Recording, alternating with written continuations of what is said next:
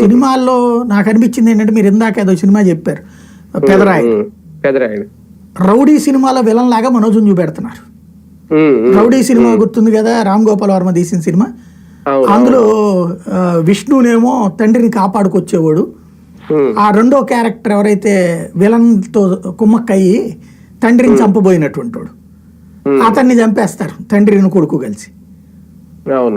ఆ జయసుధ చచ్చిపోవడం అట్లాంటిది ఏదో ఉంటది ఆ సినిమా.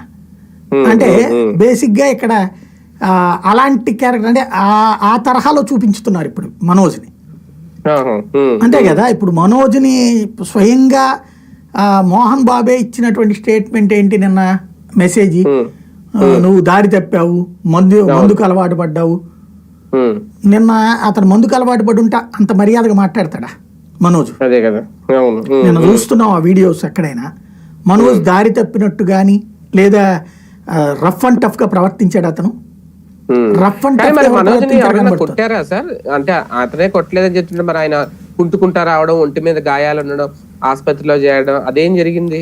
ఆ తోపులాట ఇంటి దగ్గర ఏదో జరిగినట్టుంది, ఏది ఇంట్లోంచి బయటికి పొమ్మనమంటాం. అంటే మోహన్ బాబు అనుచరులు ఎవరో ఇద్దరు ఈయన కొట్టారు అనేది అన్నారు కదా, అది మాట మాత్రం వినబడుతోంది. ఏది బయటికి తరిమేసేయమంటే తరిమేయడానికి ప్రయత్నించేటప్పుడు ఇతను గట్టిగా కూర్చున్నాడని, నేను కదలనని, ఆ కారణంగా దెబ్బలు తగిలినాయి అన్నటువంటి పాయింట్ చెప్తున్నారు అనమాట.